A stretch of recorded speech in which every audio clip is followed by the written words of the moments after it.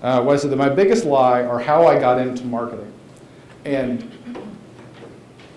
my mother was in charge of the healthcare program at a place called American Fitness Centers. It was the largest health club network in Louisville. And I was 16 years old, and I would go to work with my mom, ostensibly to tell people that I was going to work out or play racquetball, but that wasn't true. She worked in the child care area, which means she had lots of teenage girls who worked for her, and I thought they were really pretty. And so nothing makes a girl like a guy more than coming to work with his mom.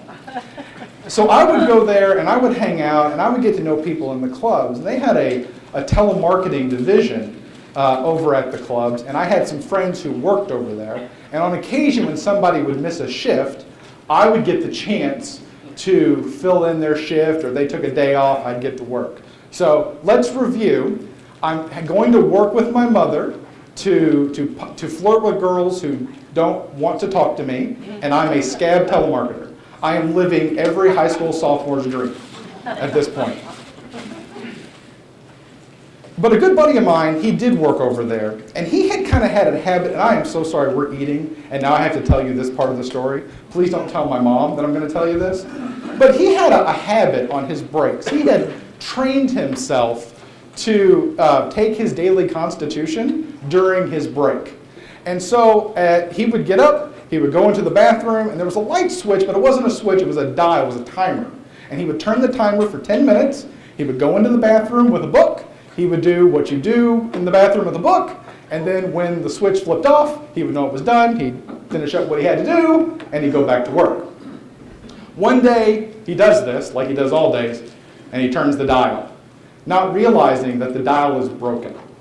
And he goes in, he begins to read, and read, and read, and read. He loses track of time. He's in the bathroom for 45 minutes. No idea how anybody does that, but he did. He comes out of the bathroom, he goes into the office, and the manager's waiting for him, and they are mad. Where have you been? And he tells them the truth. It's incredibly unbelievable. Who is going to buy the fact that you've lost track of 45 minutes in the bathroom? He doubles down on the truth. He should have lied at this point. He should have absolutely said, you know what, I went over to the club and I met a girl, we were talking, and they'd have been fine. But instead, they begin to argue about the truth. He gets suspended on the spot, says, you're out for the rest of the week. They call over to the club, I'm there, they bring me over, they tell me the story and say, will you finish out his shift and will you work for the rest of the week? And I say, sure, be glad to. I do that. On Friday, the boss comes to me and says, are you going to see your friend this weekend? I said, absolutely. Let him know that the suspension is over and that he can come back to work. And I said, okay.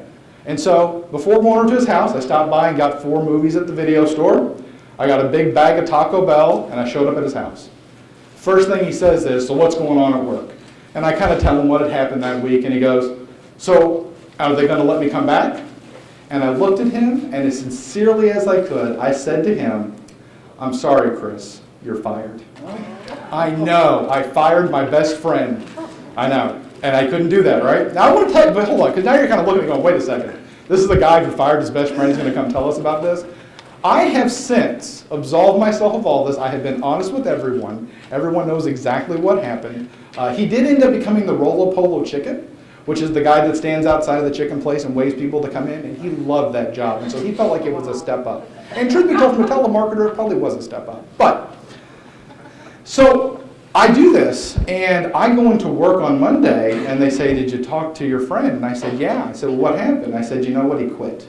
I know. And they said, would you like his job? And I said, would I? And I took his job. I know, I'm a horrible person. I know, again, I have been forgiven for this. I did fess up. I was only 16 years old. Let's remember that, okay? But that's how I got into marketing. And eventually, I worked my way up to being in charge of the whole marketing department. I was 18 years old, and I was a marketing executive. Now, I'm not proud of that, but I want to tell you this because sometimes when we lie, it pays off, right? And that's going to be a theme of what we talk about. And everybody, it's so funny to watch you guys do this, because I said that, and there's a lot of you that all of a sudden stop making eye contact. We do not want to accept that fact, right?